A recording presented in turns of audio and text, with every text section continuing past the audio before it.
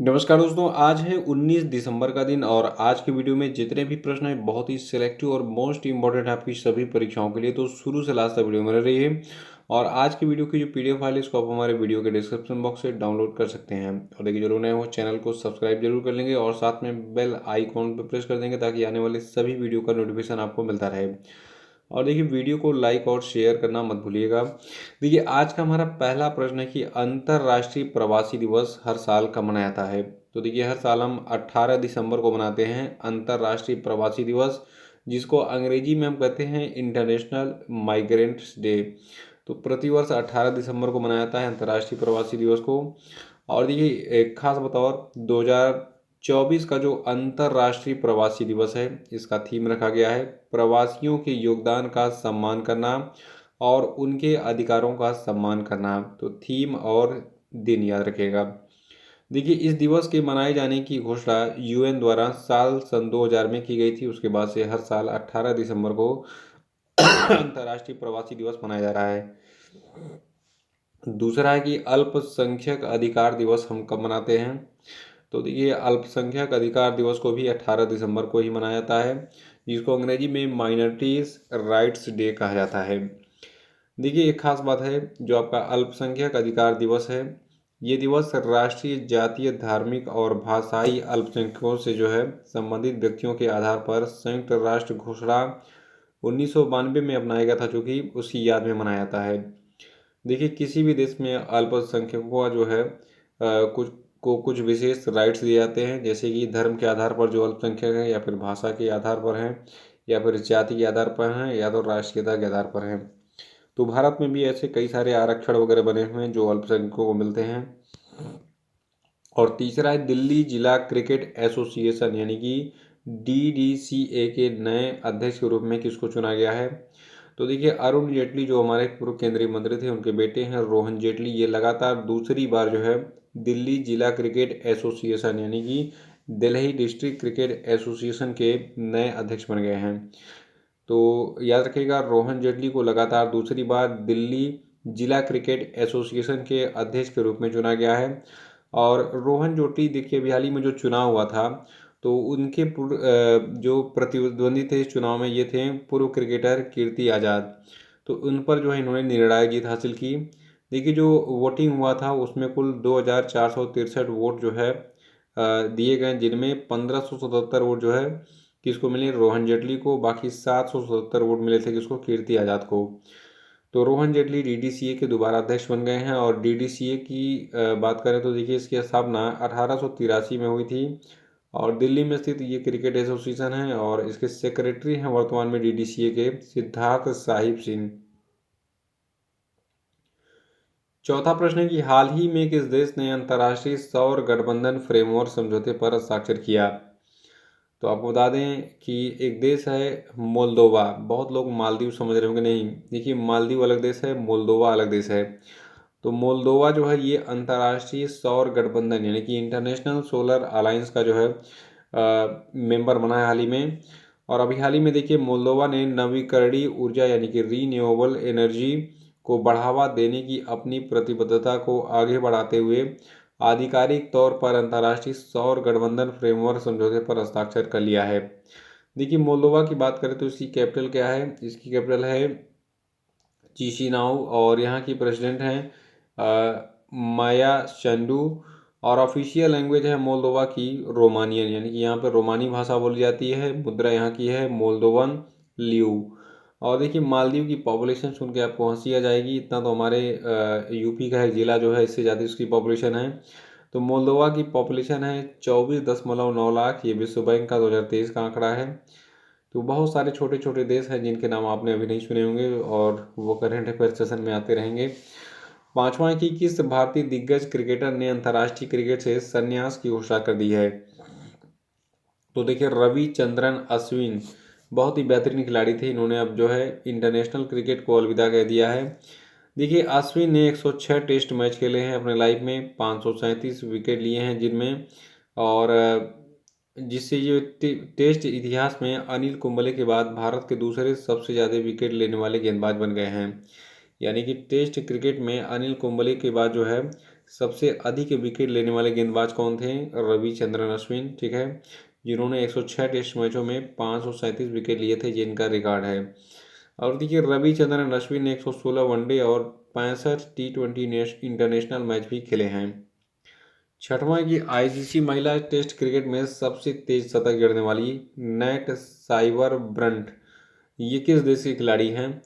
तो देखिए नाम थोड़ा सा अजीब है लेकिन मस्त है, नेट साइबर ब्रंट, ठीक है। तो ये इंग्लैंड की महिला क्रिकेटर हैं और इंग्लैंड की जो नेट साइबर ब्रंट है, इन्होंने ये उपलब्धि ब्लूम फोंटेन के मैगोंग ओवल में दक्षिण अफ्रीका के खिलाफ एकमात्र टेस्ट मैच के दौरान 96 गेंदों में हासिल की। इस प्रदर्शन ने न केवल उनका दूसरा टेस्ट शतक बनाया बल्कि श्रीलंका की चमनी सेनेविरत्ना का 26 साल का पुराना रिकॉर्ड तोड़ दिया। सातवां की भारतीय नौसेना ने हाल ही में रसद शिक्षा अनुसंधान और प्रशिक्षण के लिए किसके साथ में हाथ मिलाया है? तो देखिए एक विद्यालय है, इसका नाम है गति शक्ति विश्वविद्यालय। गति शक्ति विश्वविद्यालय क्या है इसके बारे में हम जानेंगे, क्योंकि बहुत ज़रूरी है जानना, एग्जाम के लिए इम्पोर्टेंट भी है और इससे पहले भी पूछा चुका है। तो देखिए गति शक्ति विश्वविद्यालय, इसको पहले राष्ट्रीय रेल और परिवहन संस्थान के नाम से जाना जाता था। यानी कि गति शक्ति विश्वविद्यालय जो था ये पहले किस नाम से जाना जाता था? राष्ट्रीय रेल और परिवहन संस्थान। और ये गुजरात के बड़ोदरा में स्थित है। और देखिए जो आपका गति शक्ति विश्वविद्यालय है ये भारत का पहला परिवहन विश्वविद्यालय है, तो इसीलिए और भी इम्पोर्टेंट है, याद रखिएगा। गति शक्ति विश्वविद्यालय जो है ये भारत का पहला परिवहन विश्वविद्यालय है और ये वर्तमान में भारतीय रेलवे के राष्ट्रीय अकादमी के परिसर में स्थित है। और सबसे बड़ी न्यूज़ क्या है कि गति शक्ति विश्वविद्यालय के साथ जो है भारतीय नौसेना ने हाल ही में रसद शिक्षा अनुसंधान और प्रशिक्षण के लिए समझौता किया है, यानी कि हाथ मिलाया है। आठवां की ENWR आधारित प्रतिज्ञा वित्त पोषण योजना का मुख्य उद्देश्य क्या है? तो देखिए जो आपका प्रतिज्ञा वित्त पोषण योजना है इसका मुख्य उद्देश्य है छोटे किसानों को संकट में फसल बेचने से बचाना। देखिए जो छोटे किसान हैं उनके पास जब पैसे की कमी होती है या तो अपना खेत गिरवी रखते हैं या तो अपना फसल बेचते हैं। तो खेत गिरवी रखना बड़ी बात हो गई, इसलिए वो सबसे पहले सोचते हैं कि हमारा जो फसल है यानी जो अनाज है उसी को हम बेच डालते हैं, पैसे की ज़रूरत को तत्काल पूरा कर लेते हैं, बाद में वो भूखमरी का सामना करते हैं जब उनके पास अनाज नहीं होता है। तो इसी समस्या का निवारण करने के लिए जो भारत के केंद्रीय उपभोक्ता मामले के खाद्य और सार्वजनिक वितरण तथा नवीन और नवीकरणीय ऊर्जा मंत्री के जो नवीकरणीय ऊर्जा मंत्री हैं प्रहलाद जोशी। तो देखिए प्रहलाद जोशी ने जो है इस प्रतिज्ञा वित्त पोषण योजना को जो है शुरू किया है और प्रतिज्ञा वित्त पोषण के लिए ऋण गारंटी योजना ये आपकी जो शुरू हुई है, इसके तहत कृषि उद्देश्यों के लिए 75 लाख का लोन और गैर कृषि उद्देश्यों के लिए 200 है कि 2 लाख है, 2 लाख होगा, ठीक है, नहीं लेकिन 200 लाख है, ठीक है, तो 200 लाख रुपए तक का ऋण दिया जाएगा, क्योंकि यहाँ 75 लाख है। तो जैसा न्यूज़पेपर में था वैसा मैंने यहाँ पे कॉपी कर दिया है, ठीक है। तो प्रतिज्ञा वित्त पोषण योजना को याद रखिएगा, शुरू किया गया है किस लिए कि छोटे किसानों को संकट में फसल बेचने से बचाया जा सके और इसके तहत किसानों को पैसा दिया जाएगा, लोन दिया जाएगा ताकि वो अपनी फसल ना बेचें और जो पैसा लोन वाला पाएँ उससे अपना वो वित्त पोषण करें, बिजनेस करें और आगे बढ़ें। और नौवां प्रश्न है कि INS निर्देशक किस उद्देश्य के लिए डिज़ाइन किया गया है? तो देखिए एक जहाज़, बहुत ही खूबसूरत जहाज़ है, देखिए यहाँ पे एक जहाज़ दिख रहा है, इसका नाम है INS निर्देशक, इसको अभी हाल ही में लॉन्च किया गया है और इसको जो है हाइड्रोग्राफिक सर्वेक्षण और नेविगेशन में सहायता के लिए जो है डिज़ाइन किया गया है। देखिए जो INS निर्देशक है इसको 18 दिसंबर को विशाखापत्तनम के नौसेना डॉकयार्ड में कमीशन किया गया। देखिए जब कोई भी युद्धपोत लॉन्च होता है तो एग्ज़ाम में 2 चीज़ें पूछी जाती हैं कि उस जहाज़ को किसने बनाया और उसको लॉन्च कहाँ से किया गया और उसको बनाने का उद्देश्य क्या है। तो INS निर्देशक जो है इसको बनाने का उद्देश्य है हाइड्रोग्राफिक सर्वेक्षण और नेविगेशन में सहायता। और इसको लॉन्च कहाँ किया गया? इसको लॉन्च किया गया 18 दिसंबर को, कहाँ से? विशाखापत्तनम के नौसेना डॉकयार्ड से जो है। देखिए जो INS निर्देशक है ये भारतीय नौसेना के सर्वेक्षण पोत प्रोजेक्ट के तहत दूसरा जहाज़ है और इसे हाइड्रोग्राफिक सर्वेक्षण करने, नेविगेशन में सहायता करने और समुद्री संचालन के लिए डिज़ाइन किया गया है। और सबसे बड़ा सवाल कि INS निर्देशक को बनाया किसने है? तो देखिए इसको जो है garden rich ship builders and engineers Kolkata के द्वारा बनाया गया है। 10वां कि हाल ही में बांग्लादेश के किस खिलाड़ी को गेंदबाजी करने से बैन कर दिया गया। तो देखिए बांग्लादेश का एक बॉलर है साकिब अल हसन, इसको जो है गेंदबाजी करने से जो है बैन कर दिया गया है, क्योंकि इसको बॉलिंग करने ही नहीं आती है। ढेला छाँ बॉलिंग कर रहा था ये। और ये किसने कहा, ये मैं नहीं कह रहा हूँ, ये इंग्लैंड और वेल्स क्रिकेट बोर्ड ने कहा। तो देखिए याद रखिएगा कि बांग्लादेश का एक बॉलर है साकिब अल हसन, तो इस पर जो है बैन लग गया है गेंदबाजी करने से। और ये निर्णय इंग्लैंड और वेल्स क्रिकेट बोर्ड के द्वारा साकिब अल हसन के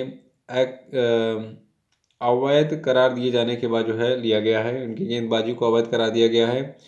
और बांग्लादेश क्रिकेट बोर्ड ने भी इस फैसले की पुष्टि करते हुए साकिब को सभी प्रतियोगिताओं में गेंदबाजी करने से रोक दिया है, यानी कि साकिब अल हसन जो है बांग्लादेश में भी बैन हो गया और इंटरनेशनल क्रिकेट खेलने से भी बैन हो गया, क्योंकि ये ढेला छाप बॉलिंग कर रहा था। तो इसी के साथ आज का वीडियो ही समाप्त होता है। कल फिर मिलेंगे कल के करंट अफेयर्स का, तो वीडियो को लाइक और शेयर कर दीजिएगा। देखिए वीडियो को अधिक से अधिक शेयर कीजिए ताकि संख्या बढ़े, क्योंकि क्लासरूम भरा रहता है तो पढ़ाने में मज़ा आता है। तो अधिक से अधिक शेयर कीजिए और पुराने वीडियो को देख कर रिवाइज करते रहिए। Thank you.